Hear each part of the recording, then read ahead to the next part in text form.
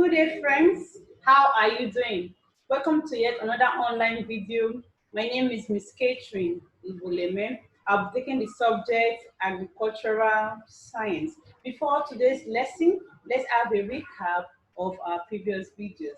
In our first video, which is week 2, we discussed fishery and under subtitle fish farming. Here we define fishery, we also define fish farming, and also gave the importance of fish farming. So in our week 3 video, we discussed fish pond, where we discussed the different types of fish ponds and how to go about them. In today's video, we'll be discussing fishing method and equipment.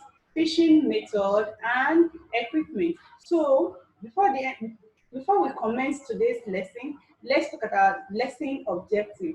Because the lesson objectives are the things you must know at the end of today's class. The things you must know and the things you must be able to discuss at the end of today's lesson. Lesson objectives. At the end of today's lesson, students should be able to 1. Identify method of fishing.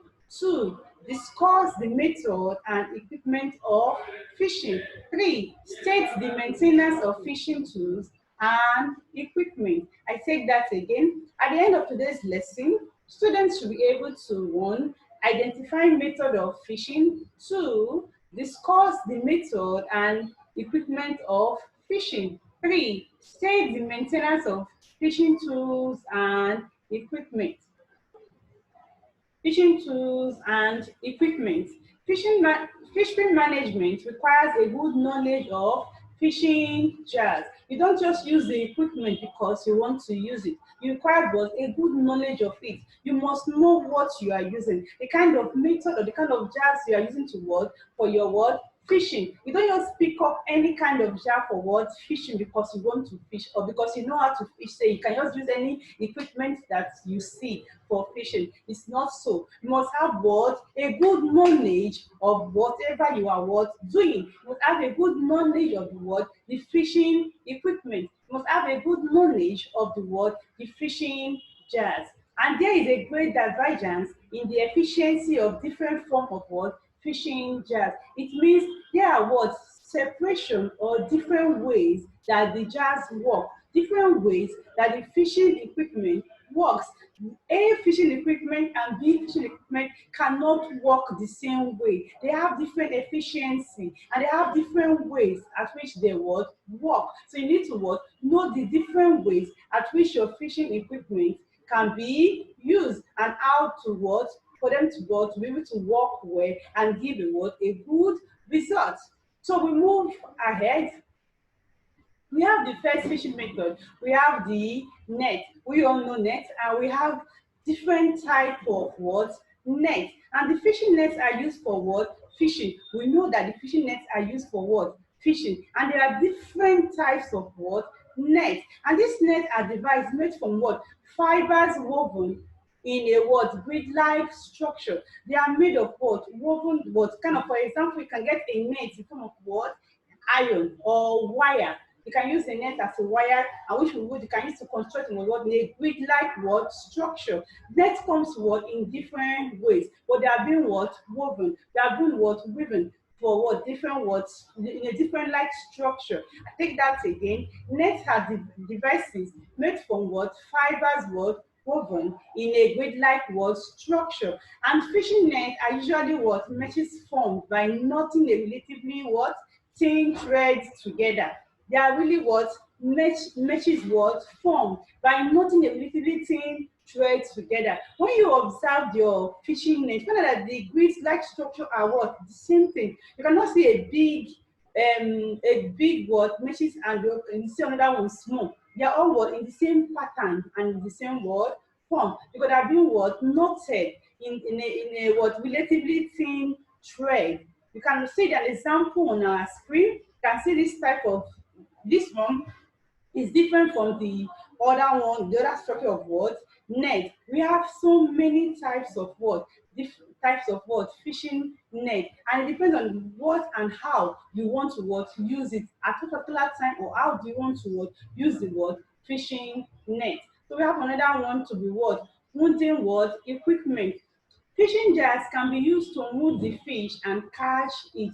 These wounding equipment are what used to what injure or wound the what fish for us to be able to what catch them. Meaning that you don't want to go into what in a large, you want to what you just want to experience, or you just want to try your what fishing what skills. You just use a spear or a knife. When you get to the river, you just like you saw a fish and you just use the spear to what attract it to what for it to what to die, or for it to kill it, for you to what catch them. So I think that again, fishing jars can be used to wound the what fish and what catch it. And I gave an example, like you went to the river, or you go to the river or the stream, or the pond. You use the spear to what to catch the fish. Just to what you use the spear to wound the fish and what bring it out from the what pond, or bring it out from the what river, or bring it out from the what stream, or bring it out from whatsoever body you are what doing your what fishing method or fishing.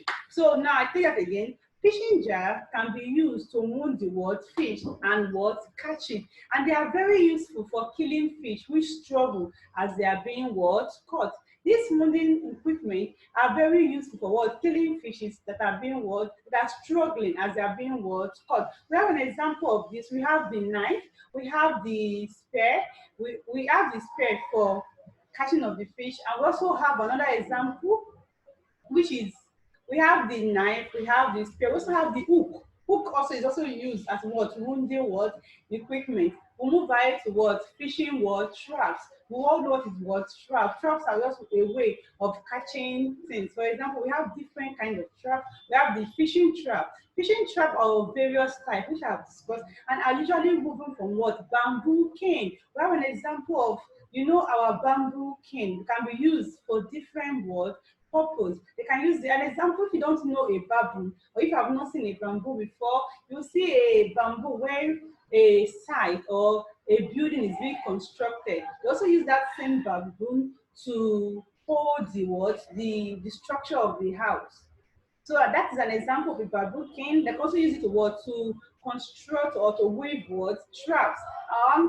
Traps can also be gotten from what raffia, oil, palm. So this is an example of trap where it is being woven. And when this thing is placed inside the water, once placed inside the water, once the fishes get into it, they get to what trap, because they can won't be able to what come out from the trap, but they can be able to what enter the what trap. This is an example of a trap on our screen. This is also an example of a trap on our screen.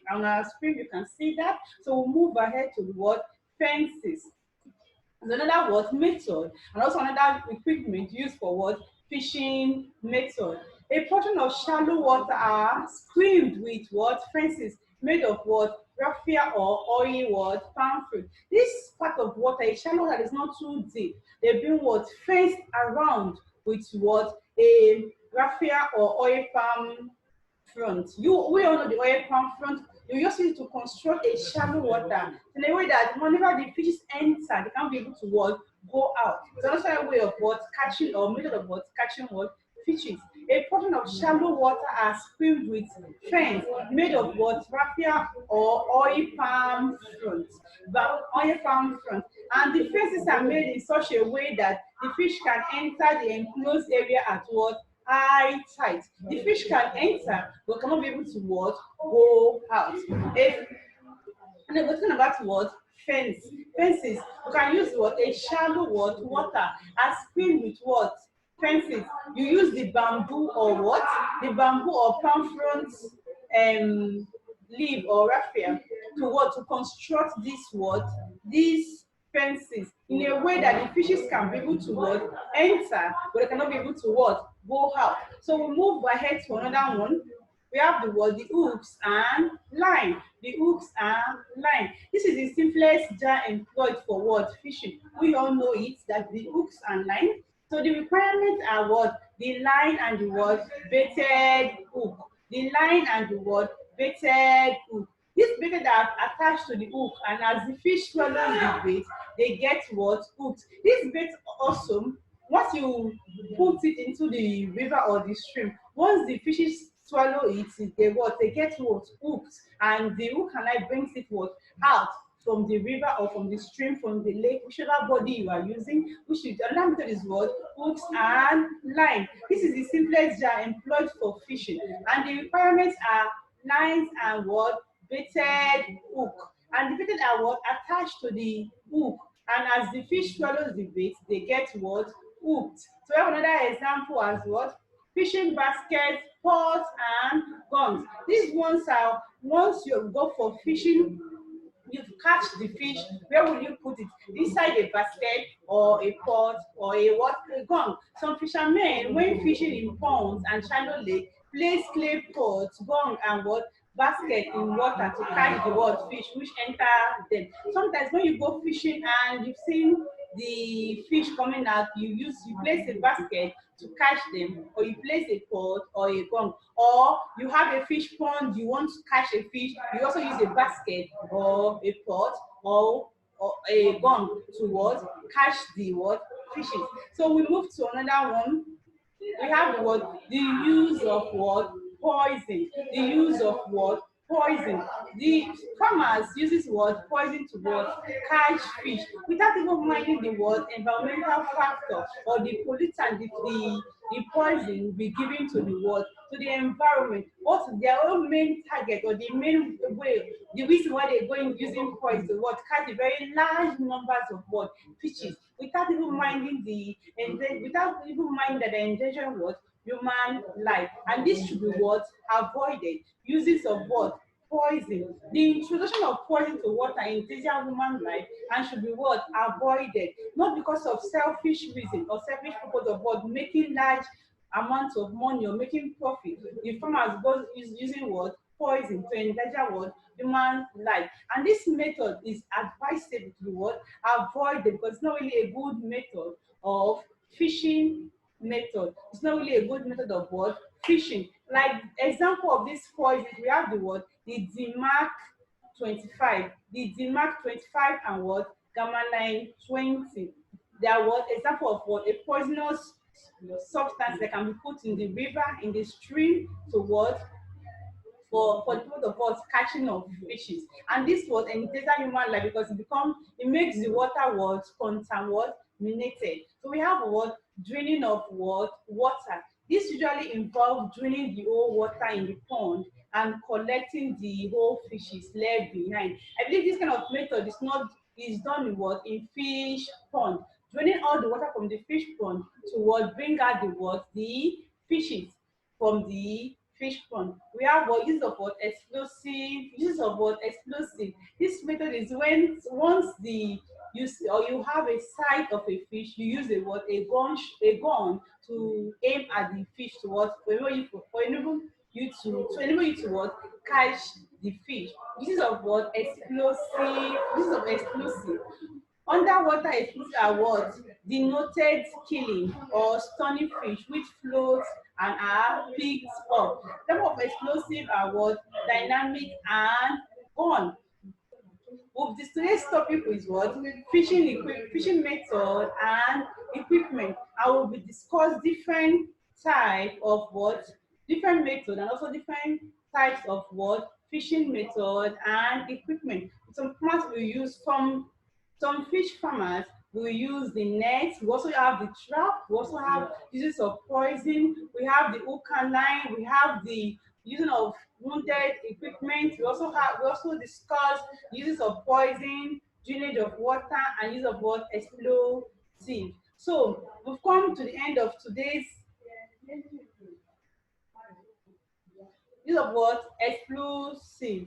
So now we've come to the end of fishing equipment and method. So now let's discuss the maintenance of fishing tools and equipment. Maintenance of fishing tools and equipment. Earlier on we discussed the fishing method and what equipment. How we go about the different kind of method. How we can use our net. How we can use our traps. How we can use the uses of poison and other methods. Now we want to discuss what the maintenance of what fishing tools and equipment. One, tools should be stored in a dry place. After your method of fishing, after you've gone to your pond to fish, whatever thing you must have done with the equipment, whatever farming, different kind of farming you must have done, or different kind of method you must have done with the equipment. What then, after then, what will you use the, what next? Maintenance of what? Fishing tools and what? Equipment.